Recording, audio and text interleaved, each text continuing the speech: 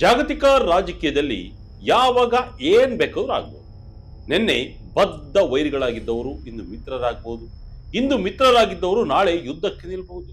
ಇದಕ್ಕೆ ಸಾಕ್ಷಿ ಎಂಬಂತೆ ಇಡೀ ಪ್ರಪಂಚವೇ ದಂಗಾಗುವಂತಹ ಒಂದು ಮಹತ್ವದ ಬೆಳವಣಿಗೆ ಒಂದು ನಡೆದಿದೆ. ಹೌದು, ಅಮೆರಿಕದ ನೂತನ ಅಧ್ಯಕ್ಷ ಡೊನಾಲ್ಡ್ ಟ್ರಂಪ್ ಹಾಗೂ ರಷ್ಯಾ ಅಧ್ಯಕ್ಷ ಪುಟಿನ್ ನಡುವೆ ಒಂದು ಸುದೀರ್ಘವಾದ ಹಾಗೂ ಅತ್ಯಂತ ರಹಸ್ಯವಾದ ಫೋನ್ ಕರೆ ನಡೆದಿದೆ. ಅದು ಕೂಡ ಕೇವಲ 5-10 ನಿಮಿಷವಲ್ಲ, ಬರೋಬ್ಬರಿ 90 ನಿಮಿಷಗಳ ಕಾಲ ಈ ಇಬ್ಬರು ಘಟಾನುಘಟಿ ನಾಯಕರು ಫೋನ್ನಲ್ಲಿ ಚರ್ಚೆ ನಡೆಸಿದ್ದಾರೆ. ಈ ಕರೆಯಲ್ಲಿ ರಷ್ಯಾ ಅಧ್ಯಕ್ಷ ಪುಟಿನ್ ರವರು ಟ್ರಂಪ್ಗೆ ಒಂದು ಬಂಪರ್ ಆಫರ್ ಅನ್ನು ನೀಡಿದ್ದಾರೆ. ಆದರೆ ಡೊನಾಲ್ಡ್ ಟ್ರಂಪ್ ಆ ಆಫರ್ ಅನ್ನು ತಿರಸ್ಕರಿಸಿ ಪುಟಿನ್ಗೆ ಒಂದು ಖಡಕ್ ಕಂಡೀಷನ್ ಹಾಕಿದ್ದಾರೆ. ಇದರ ಜೊತೆ ಪುಟಿನ್ ವಾರ್ನಿಂಗ್ ಅನ್ನು ಕೂಡ ಟ್ರಂಪ್ಗೆ ನೀಡಿದ್ದಾರೆ. ಹಾಗಾದ್ರೆ ಪುಟಿನ್ ನೀಡಿದ ಆಫರ್ ಅಂಡ್ ವಾರ್ನಿಂಗ್ ಏನು, ಟ್ರಂಪ್ ಹಾಕಿದ ಕಂಡೀಷನ್ ಏನು, ಅಷ್ಟಕ್ಕೂ ಈ ನ್ಯೂಕ್ಲಿಯರ್ ಡಸ್ಟ್ ಅಂದ್ರೆ ಏನು, ಇರಾನ್ ಬಳಿ ಇರುವ ಆ ಮಾರಣಾಂತಿಕ ಅಸ್ತ್ರದ ಕಹಾನಿ ಏನು? ಬನ್ನಿ ಈ ವಿಡಿಯೋದಲ್ಲಿ ಪ್ರತಿಯೊಂದನ್ನ ವಿವರವಾಗಿ ಡಿಕೋಡ್ ಮಾಡೋಣ. ಟ್ರಂಪ್ಗೆ ಪುಟಿನ್ ಆಫರ್ ಅಂಡ್ ವಾರ್ನಿಂಗ್. ಪುಟಿನ್ಗೆ ಟ್ರಂಪ್ ಕೊಟ್ಟ ತಿರುಗೇಟು ಏನು? ಎಸ್ ವೀಕ್ಷಕರೇ, ಅಮೆರಿಕದ ಅಧ್ಯಕ್ಷ ಡೊನಾಲ್ಡ್ ಟ್ರಂಪ್ ಹಾಗೂ ರಷ್ಯಾ ಅಧ್ಯಕ್ಷ ಪುಟಿನ್ ಫೋನ್ ಕಾಲ್ ನಲ್ಲಿ ಸುಮಾರು 1.5 ತಾಸು ಮಾತನಾಡಿದ್ದಾರೆ. ರಷ್ಯಾದ ರಾಜಧಾನಿ ಮಾಸ್ಕೋದಿಂದಲೇ ಈ ಫೋನ್ ಕರೆಯನ್ನ ಇನಿಷಿಯೇಟಿವ್ ಮಾಡಲಾಗಿತ್ತು. ಕ್ರೆಮ್ಲಿನ್ನ ಸಹಾಯಕ ಯೂರಿ ಉಷಕೋರ್ ಅವರ ಪ್ರಕಾರ ಇದೊಂದು ಅತ್ಯಂತ ಸ್ಪಷ್ಟ ಮತ್ತು ವ್ಯಾವಹಾರಿಕ ಮಾತುಕತೆಯಾಗಿತ್ತು. ಈ ಮಾತುಕತೆಯ ಕೇಂದ್ರ ಬಿಂದುವಾಗಿದ್ದು ಮಧ್ಯಪ್ರಾಚ್ಯ, ಅದರಲ್ಲೂ ವಿಶೇಷವಾಗಿ ಇರಾನ್ ಮತ್ತು ಪರ್ಷಿಯನ್ ಕೊಲ್ಲಿಯ ಉದ್ವಿಗ್ನತೆ. ನಿಮಗೆಲ್ಲ ಗೊತ್ತಿರುವಂತೆ ಇರಾನ್ನ ಪರಮಾಣು ಶಸ್ತ್ರಾಸ್ತ್ರ ಕಾರ್ಯಕ್ರಮವನ್ನ ತಡೆಯಲು ಅಮೆರಿಕ ಮತ್ತು ಇಸ್ರೇಲ್ ಜಂಟಿಯಾಗಿ ಇರಾನ್ ಮೇಲೆ ಯುದ್ಧ ಸಾರಿವೆ. ಈ ಯುದ್ಧ ಈಗ 60 ದಿನಗಳನ್ನ ದಾಟಿದೆ. ಈ ವೇಳೆ ಪುಟಿನ್ ರವರು ಟ್ರಂಪ್ಗೆ ಒಂದು ಅಚ್ಚರಿಯ ಆಫರ್ ಅನ್ನ ನೀಡಿದ್ರು. ಇರಾನ್ ಬಳಿ ಇರುವ ಯುರೇನಿಯಂ ಅಂದ್ರೆ ನ್ಯೂಕ್ಲಿಯರ್ ಡಸ್ಟ್ ಅನ್ನ ಅಲ್ಲಿಂದ ತೆರವುಗೊಳಿಸಲು ರಷ್ಯಾ ನಿಮಗೆ ಸಹಾಯ ಮಾಡುತ್ತದೆ ಎಂದು ಪುಟಿನ್ ಪ್ರಸ್ತಾಪ ಇಟ್ಟರು. ವಿಶ್ವಸಂಸ್ಥೆಯ ಪರಮಾಣು ಕಾವಲು ಸಂಸ್ಥೆಯಾದ IAEA ಕೂಡ ಇರಾನ್ನಿಂದ ಯುರೇನಿಯಂ ಅನ್ನ ತೆಗೆದುಹಾಕಲು ಮಾಸ್ಕೋ ಸಿದ್ಧವಾಗಿದೆ ಎಂಬುದನ್ನು ಖಚಿತಪಡಿಸಿದೆ. ನಮಗೆ ಹೆಲ್ಪ್ ಮಾಡೋ ಮುನ್ನ ಯುದ್ಧ ನಿಲ್ಲಿಸಿ. ಆದರೆ ಟ್ರಂಪ್ ಈ ಆಫರ್ ಅನ್ನ ನಯವಾಗಿಯೇ ತಿರಸ್ಕರಿಸಿದ್ದಾರೆ. ನೀವು ಇರಾನ್ ವಿಚಾರದಲ್ಲಿ ನನಗೆ ಸಹಾಯ ಮಾಡುವ ಮುನ್ನ ಉಕ್ರೇನ್ ನಲ್ಲಿ ನೀವು ನಡೆಸುತ್ತಿರುವ ಯುದ್ಧವನ್ನ ಮೊದಲು ಕೊನೆಗೊಳಿಸಿ ಎಂದು ಟ್ರಂಪ್ ನೇರವಾಗಿ ಪುಟಿನ್ ಮುಖಕ್ಕೆ ಹೊಡೆದಂಗೆ ಹೇಳಿದ್ದಾರೆ. ಕಾಲ್ ನಂತರ ಮಾತನಾಡಿದ ಟ್ರಂಪ್, ನಾನು ಇಂದು ಪುಟಿನ್ ಅವರೊಂದಿಗೆ ಮಾತನಾಡಿದ್ದೇನೆ. ನಾವು ಉಕ್ರೇನ್ ಬಗ್ಗೆ ಮಾತನಾಡಿದ್ದೇವೆ ಮತ್ತು ಇರಾನ್ ಬಗ್ಗೆ ಸ್ವಲ್ಪ ಮಾತನಾಡಿದ್ದೇವೆ. ಅವರು ಇರಾನ್ನ ಪರಮಾಣು ಪುಷ್ಟೀಕರಣದ ವಿಚಾರದಲ್ಲಿ ಸಹಾಯ ಮಾಡಲು ಇಚ್ಛಿಸಿದ್ರು. ಆದರೆ ನಾನು ಅವರಿಗೆ ಹೇಳಿದೆ, ನೀವು ಮೊದಲು ಉಕ್ರೇನ್ ಯುದ್ಧವನ್ನ ನಿಲ್ಲಿಸುವುದು ನನಗೆ ಹೆಚ್ಚು ಇಂಪಾರ್ಟೆಂಟ್ ಆಗಿದೆ ಎಂದು ಹೇಳಿದ್ದಾರೆ. ಇರಾನ್ ಬಳಿ ಇರುವ 10 ಟನ್ ಯುರೇನಿಯಂ ಎಲ್ಲಿದೆ? ವೀಕ್ಷಕರೇ, ಡೊನಾಲ್ಡ್ ಟ್ರಂಪ್ ಇರಾನ್ ವಿರುದ್ಧ ಯುದ್ಧ ಸಾರಲು ಮುಖ್ಯ ಕಾರಣವೇ ಆ ನ್ಯೂಕ್ಲಿಯರ್ ಡಸ್ಟ್. ಟ್ರಂಪ್ ರವರು ಇರಾನ್ನ ಪುಷ್ಟೀಕರಿಸಿದ ಯುರೇನಿಯಂ ಅನ್ನ ತಮ್ಮದೇ ಶೈಲಿಯಲ್ಲಿ ನ್ಯೂಕ್ಲಿಯರ್ ಡಸ್ಟ್ ಎಂದು ಕರೀತಾರೆ. ಯಾವುದೇ ಕಾರಣಕ್ಕೂ ಇರಾನ್ ಪರಮಾಣು ಶಸ್ತ್ರಾಸ್ತ್ರ ಹೊಂದುವುದನ್ನ ನಾವು ಬಿಡುವುದಿಲ್ಲ. ನಾವು ಈಗಾಗಲೇ ಇರಾನ್ನ ಸೇನಾ ಸಾಮರ್ಥ್ಯವನ್ನ ಗಣನೀಯವಾಗಿ ಕುಗ್ಗಿಸಿದ್ದೇವೆ ಎಂದು ಟ್ರಂಪ್ ಹೇಳಿದ್ದಾರೆ. ಹಾಗಾದ್ರೆ ಇರಾನ್ ಬಳಿ ಎಷ್ಟು ನ್ಯೂಕ್ಲಿಯರ್ ಡಸ್ಟ್ ಇದೆ ಗೊತ್ತಾ? ನ್ಯೂಯಾರ್ಕ್ ಟೈಮ್ಸ್ ವರದಿಯ ಪ್ರಕಾರ ಕಳೆದ 8 ವರ್ಷಗಳಲ್ಲಿ ಇರಾನ್ ಬರೋಬ್ಬರಿ 22,000 ಪೌಂಡ್ ಅಂದರೆ 11 ಟನ್ಗಳಷ್ಟು ಪುಷ್ಟೀಕರಿಸಿದ ಯುರೇನಿಯಂ ಅನ್ನ ಸಂಗ್ರಹಿಸಿದೆ. ಆದರೆ ಈ ಟನ್ ಯುರೇನಿಯಂ ಈಗ ಎಲ್ಲಿದೆ ಅನ್ನೋದೇ ಇಡೀ ಪ್ರಪಂಚಕ್ಕೆ ದೊಡ್ಡ ತಲೆನೋವಾಗಿದೆ. IAEA ಮುಖ್ಯಸ್ಥ ರಾಫೆಲ್ ಗ್ರೋಸಿ ಹೇಳುವ ಪ್ರಕಾರ ಈ ಯುರೇನಿಯಂನ ಬಹುಪಾಲು ಇರಾನ್ನ ಇಸ್ಫಹಾನ್ ಪರಮಾಣು ಸಂಕೀರ್ಣದಲ್ಲಿದೆ. ಆದರೆ ಸಮಸ್ಯೆ ಏನಂದ್ರೆ 2025 ಜೂನ್ ನಲ್ಲಿ ಅಮೆರಿಕ ಮತ್ತು ಇಸ್ರೇಲ್ ಇರಾನ್ ಮೇಲೆ 12 ದಿನಗಳ ಭೀಕರ ಯುದ್ಧ ಮಾಡಿದಾಗ ಈ ಇಸ್ಫಹಾನ್ ಕಾಂಪ್ಲೆಕ್ಸ್ ಮೇಲೆ ಭಾರಿ ಬಾಂಬ್ ದಾಳಿ ನಡೆಸಲಾಗಿತ್ತು. ಯುದ್ಧ ಶುರುವಾದಾಗ ಆ ವಸ್ತುಗಳು ಅಲ್ಲಿದ್ದವು ಎಂದು ಸ್ಯಾಟಲೈಟ್ ಚಿತ್ರಗಳು ಹೇಳುತ್ತವೆ. ಆದರೆ ಈಗ ಅಲ್ಲಿ ಏನಾಗಿದೆ? IAEA ಹಾಕಿದ್ದ ಸೀಲ್ಗಳು ಹಾಗೇ ಇವೆಯೇ ಎಂಬುದು ಯಾರಿಗೂ ಗೊತ್ತಿಲ್ಲ. ಜೂನ್ ಯುದ್ಧದ ನಂತರ ಇರಾನ್ IAEA ಜೊತೆಗಿನ ಸಹಕಾರವನ್ನು ಕಡಿದುಕೊಂಡಿದೆ. ಹೀಗಾಗಿ ಅಲ್ಲಿಗೆ ಹೋಗಿ ತಪಾಸಣೆ ಮಾಡಲು ಯಾರಿಗೂ ಸಾಧ್ಯವಾಗ್ತಿಲ್ಲ. ಯುರೇನಿಯಂ 0 ಇಂದ 90% ಕಹಾನಿ. ಒಂದು ಸಣ್ಣ ತಾಂತ್ರಿಕ ಹೆಜ್ಜೆ ಜಗತ್ತಿಗೆ ಕಂಟಕ. ವೀಕ್ಷಕರೇ, ಯುರೇನಿಯಂ ಎಂಬುದು ಎಂತಹ ವಸ್ತು ಎಂದರೆ ಅದು ನಗರಗಳನ್ನ ಕಟ್ಟಲೂ ಬಲ್ಲದು, ಕಣ್ಣು ಮುಚ್ಚಿ ತೆರೆಯುವಷ್ಟರಲ್ಲಿ ನಗರಗಳನ್ನ ನಾಶ ಮಾಡಲೂ ಬಲ್ಲದು.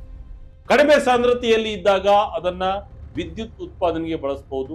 ಆದರೆ ಹೆಚ್ಚಿನ ಸಾಂದ್ರತೆಗೆ ಪುಷ್ಟೀಕರಿಸಿದರೆ ಅದು ಜಗತ್ತಿನ ಅತಿ ಭಯಾನಕ ಅಸ್ತ್ರವಾಗಿ ಬದಲಾಗುತ್ತದೆ. ಇರಾನ್ ಸದಾ ತಮ್ಮ ಪರಮಾಣು ಕಾರ್ಯಕ್ರಮ ಕೇವಲ ನಾಗರಿಕ ಉದ್ದೇಶಗಳಿಗೆ ಮಾತ್ರ ಎಂದು ಹೇಳುತ್ತಲೇ ಬಂದಿದೆ. ಆದರೆ ಅಂಕಿಅಂಶಗಳು ಹೇಳುವ ಕಥೆಯೇ ಬೇರೆ. ಐಎಇಎ ವರದಿಯ ಪ್ರಕಾರ ಇರಾನ್ ಬಳಿ ಪ್ರಸ್ತುತ 440.9 ಕಿಲೋಗ್ರಾಂಗಳಷ್ಟು ಶೇಕಡ 60ರಷ್ಟು ಶುದ್ಧತೆಯ ಯುರೇನಿಯಂ ಇದೆ. ಇದು ಎಷ್ಟು ಅಪಾಯಕಾರಿ ಗೊತ್ತಾ?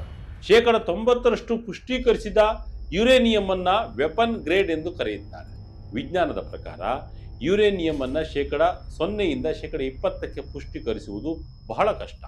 ಆದರೆ ಒಮ್ಮೆ ಅದು 20ರ ಗಡಿ ದಾಟಿದ್ರೆ ಅಲ್ಲಿಂದ 60ಕ್ಕೆ ಮತ್ತು 60ರಿಂದ 90ಕ್ಕೆ ಏರಿಸುವುದು ಬಹಳ ಸುಲಭ. ಅಂದರೆ ಇರಾನ್ ಈಗ ಪರಮಾಣು ಬಾಂಬ್ ತಯಾರಿಸುವ ಹಂತದಿಂದ ಕೇವಲ ಒಂದು ಸಣ್ಣ ತಾಂತ್ರಿಕ ಹೆಜ್ಜೆಯಷ್ಟೇ ದೂರದಲ್ಲಿದೆ.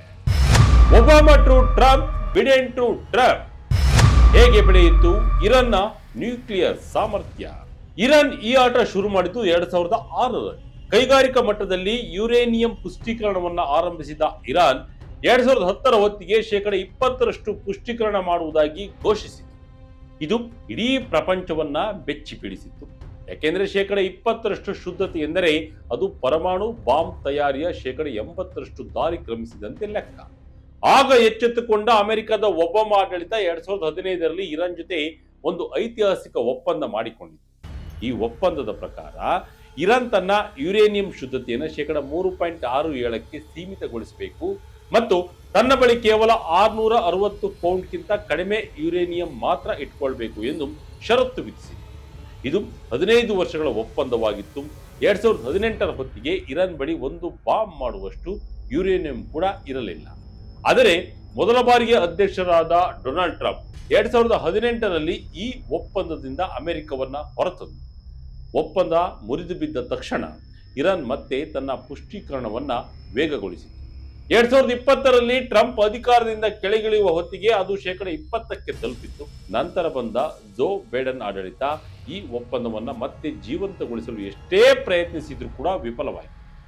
ಬಿಡೆನ್ ಕಾಲದಲ್ಲಿ ಇರಾನ್ನ ಪುಷ್ಟೀಕರಣ ಶೇಕಡ 60ಕ್ಕೆ ಜಿಗಿಯಿತು. ಈಗ 2025ರಲ್ಲಿ ಟ್ರಂಪ್ ಮತ್ತೆ ಅಧಿಕಾರಕ್ಕೆ ಬಂದ ನಂತರ ಇರಾನ್ನ ಯುರೇನಿಯಂ ಸಂಗ್ರಹ ಅತ್ಯಂತ ವೇಗವಾಗಿ ಬೆಳೆದಿದೆ ಎಂದು ಐಎಇಎ ಹೇಳಿದೆ. ಟ್ರಂಪ್ಗೆ ಪುಟಿನ್ ಖಡಕ್ ವಾರ್ನಿಂಗ್. ಏನದು? ಉಕ್ರೇನ್ ಯುದ್ಧ ನಿಲ್ಲುತ್ತಾ? ಮೇ 9ರ ರಹಸ್ಯವೇನು? ವೀಕ್ಷಕರೇ, ಈ 90 ನಿಮಿಷಗಳ ಕರೆಯಲ್ಲಿ ಪುಟಿನ್ ಕೇವಲ ಆಫರ್ ಮಾತ್ರ ಕೊಟ್ಟಿಲ್ಲ, ಒಂದು ಎಚ್ಚರಿಕೆಯನ್ನು ನೀಡಿದ್ದಾರೆ. ಕ್ರೆಮ್ಲಿನ್ ಸಹಾಯಕ ಉಶಾಕೋವ್ ಹೇಳುವಂತೆ ಅಮೆರಿಕ ಮತ್ತು ಇಸ್ರೇಲ್ ಮತ್ತೆ ಇರಾನ್ ಮೇಲೆ ಮಿಲಿಟರಿ ದಾಳಿ ನಡೆಸಿದರೆ ಅದು ಕೇವಲ ಇರಾನ್ ಅಥವಾ ಆ ಭಾಗಕ್ಕೆ ಮಾತ್ರವಲ್ಲ, ಇಡೀ ಅಂತಾರಾಷ್ಟ್ರೀಯ ಸಮುದಾಯಕ್ಕೆ ಅನಿವಾರ್ಯ ಮತ್ತು ಅತ್ಯಂತ ಹಾನಿಕಾರಕ ಪರಿಣಾಮಗಳನ್ನು ತರಲಿದೆ ಎಂದು ಪುಟಿನ್ ಎಚ್ಚರಿಸಿದ್ದಾರೆ. ಆದರೂ ಇತ್ತೀಚೆಗೆ ಟ್ರಂಪ್ ರವರು ಇರಾನ್ ಜೊತೆಗಿನ ಕದನ ವಿರಾಮವನ್ನ ವಿಸ್ತರಿಸಿದ್ದನ್ನ ಪುಟಿನ್ ಸ್ವಾಗತಿಸಿದ್ದಾರೆ. ಇದು ಮಾತುಕತೆಗೆ ಅವಕಾಶ ನೀಡುತ್ತದೆ ಎಂದು ಪುಟಿನ್ ಭಾವಿಸಿದ್ದಾರೆ. ಇದೇ ವೇಳೆ ಉಕ್ರೇನ್ ವಿಚಾರದಲ್ಲೂ ಭಾರಿ ಬೆಳವಣಿಗೆ ನಡೆದಿದೆ. ಟ್ರಂಪ್ ಹೇಳುವಂತೆ ಪುಟಿನ್ ರವರು ಸ್ವಲ್ಪ ಮಟ್ಟಿನ ಕದನ ವಿರಾಮಕ್ಕೆ ಒಲವು ತೋರಿದ್ದಾರೆ. ಶೀಘ್ರದಲ್ಲೇ ಮಾಸ್ಕೋದಿಂದ ಅಧಿಕೃತ ಘೋಷಣೆ ಹೊರಬಿರುವ ಸಾಧ್ಯತೆ ಇದೆ. ಉಕ್ರೇನ್ ಅಧ್ಯಕ್ಷ ಜೆಲೆನ್ಸ್ಕಿ ರವರ ನಡವಳಿಕೆ ಮತ್ತು ಯುರೋಪಿಯನ್ ರಾಷ್ಟ್ರಗಳ ಬೆಂಬಲದಿಂದಾಗಿಯೇ ಈ ಯುದ್ಧ ಮತ್ತೆ ಬೆಳೀತಾ ಇದೆ ಎಂದು ಟ್ರಂಪ್ ಮತ್ತು ಪುಟಿನ್ ಇಬ್ಬರು ಒಮ್ಮತವನ್ನು ವ್ಯಕ್ತಪಡಿಸಿದ್ದಾರೆ. ಪ್ರಸ್ತುತ ಯುದ್ಧ ಭೂಮಿಯಲ್ಲಿ ರಷ್ಯಾ ಸೇನೆ ಮೇಲುಗೈ ಸಾಧಿಸಿದ್ದು ಉಕ್ರೇನ್ ಪಡೆಯನ್ನ ಹಿಂದಕ್ಕೆ ತಳ್ಳುತ್ತಿದೆ ಎಂದು ಪುಟಿನ್ ಟ್ರಂಪ್ಗೆ ವಿವರಿಸಿದ್ದಾರೆ. ವಿಶೇಷ ಎಂದರೆ ಮೇ 9ರಂದು ರಷ್ಯಾದ ವಿಕ್ಟರಿ ಡೇ ಇದೆ. ಅಂದ್ರೆ 2ನೇ ಮಹಾಯುದ್ಧದಲ್ಲಿ ನಾಜಿ ಜರ್ಮನಿಯ ವಿರುದ್ಧ ಸೋವಿಯತ್ ಒಕ್ಕೂಟದ ಗೆಲುವಿನ ದಿನ ಆಗಿದೆ. ಈ ಐತಿಹಾಸಿಕ ದಿನದಂದು ತಾತ್ಕಾಲಿಕ ಕದನ ವಿರಾಮ ಘೋಷಿಸಲು ಪುಟಿನ್ ಸಿದ್ಧರಿದ್ದಾರೆ ಎನ್ನಲಾಗಿದೆ. ಟ್ರಂಪ್ ಕೂಡ ಈ ಐತಿಹಾಸಿಕ ದಿನದ ಮಹತ್ವವನ್ನ ಬೆಂಬಲಿಸಿದ್ದಾರೆ. ಒಟ್ಟಿನಲ್ಲಿ ಜಾಗತಿಕ ರಾಜಕೀಯದ ಚದುರಂಗದಾಟ ರೋಚಕ ಘಟ್ಟ ತಲುಪಿದೆ. ಟ್ರಂಪ್ ಹೇಳಿದಂತೆ ಉಕ್ರೇನ್ ಯುದ್ಧ ಕೊನೆಯಾಗುತ್ತಾ? ಪುಟಿನ್ ಎಚ್ಚರಿಸಿದಂತೆ ಇರಾನ್ ಮೇಲಿನ ಯುದ್ಧ ನಿಲ್ಲುತ್ತಾ? ಅಥವಾ ಕಣ್ಮರೆಯಾಗಿರುವ ಇರಾನ್ನ 11 ಟನ್ ನ್ಯೂಕ್ಲಿಯರ್ ಡಸ್ಟ್ ಪ್ರಪಂಚಕ್ಕೆ ಹೊಸ ಕಂಟಕ ತರುತ್ತಾ? ಈ ಇಬ್ಬರು ನಾಯಕರ ಜೊತೆ ವಿಶ್ವದ ಶಾಂತಿಗೆ ಮುನ್ನುಡಿ ಬರಲಿದೆಯೋ ಅಥವಾ ಹೊಸ ಬಿಕ್ಕಟ್ಟಿಗೆ ಕಾರಣವಾಗಲಿದೆಯೋ ಎಂಬುದನ್ನು ಕಾಲವೇ ಉತ್ತರಿಸಬೇಕಿದೆ. ಈ ಬಗ್ಗೆ ನಿಮಗೆ ಏನನ್ಸುತ್ತೆ? ಕಮೆಂಟ್ ಮೂಲಕ ನಮಗೆ ತಿಳಿಸಿ. ಇದಾಗಿತ್ತು ಈ ಕ್ಷಣದ ಇಂಟ್ರೆಸ್ಟಿಂಗ್ ಸ್ಟೋರಿ. ಇದೇ ರೀತಿ ಸ್ಟೋರಿಗಾಗಿ Vijaya Kanaka website, YouTube page, Facebook page follow ಮಾಡ್ತಾ ಇರಿ. ಧನ್ಯವಾದಗಳು.